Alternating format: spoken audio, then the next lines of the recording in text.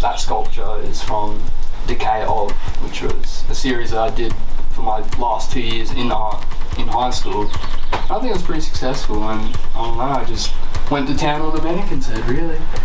And I don't know, I think it's pretty effective in what I wanted to get across.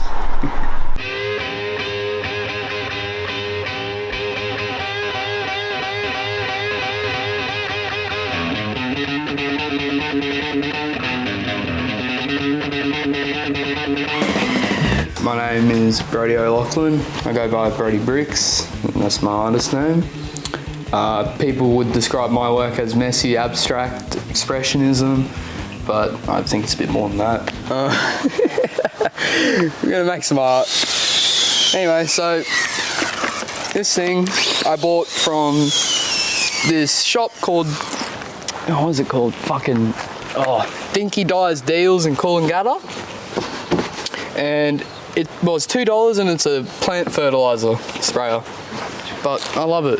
This is the accumulation of making art for the past 2 years. I mean, there's a lot there, but at the same time, there really isn't, you know? Like, I could have done so much more, but I got to give myself some credit, I guess. I did this one while I was still at school, and I don't know, it's like the first, I guess, like thing where I was like, holy shit, I can actually make something that looks good, and I have no idea how I did that. I can definitely see, especially like how far he's come, especially in like the past, I guess, year I've really been in his life.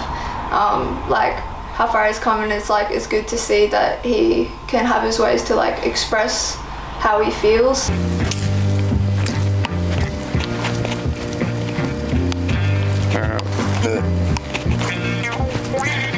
We're gonna add some green to this. The more and more, I actually really started to appreciate the fact that it has a structure to it.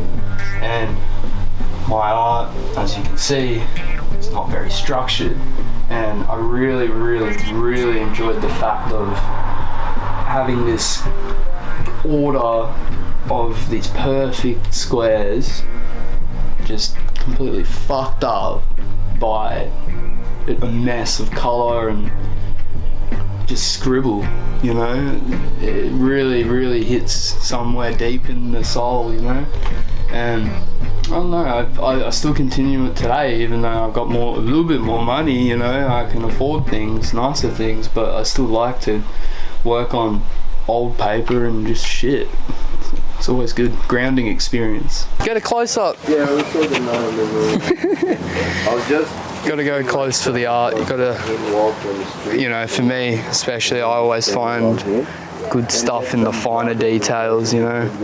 I hate looking at things from afar, especially good artwork. You can never appreciate it from afar, you never really look at it.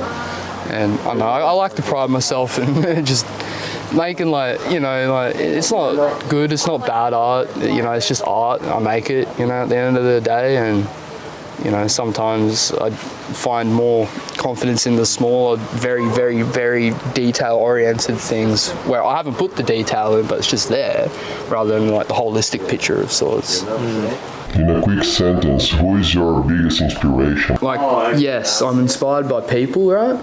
But at the same time, not so much the art, like the actual image, but the process of how those creators come to that finished product, because that's more valuable, you know. Like, I guess a really good artist that, you know, is quite famous, Mark Rothko, you know, he makes those bloody square paintings that they're just squares of colour, right? But, you know, you take the time to kind of just listen to what he's actually got to say about, like, his painting, and you start to realise, wait, they might just be geometric colour fields, but they're a lot more than just that, you know. Like, he doesn't just brush it on and make a square, you know. He'll spend hours and hours layering and layering and layering paint for it to look a certain way. Another artist, Francis Bacon, if I was to say, like, aesthetically wise, if I was influenced by anyone, to be him, because, you know, he could mix so, like, masculine and the feminine in art together in a way where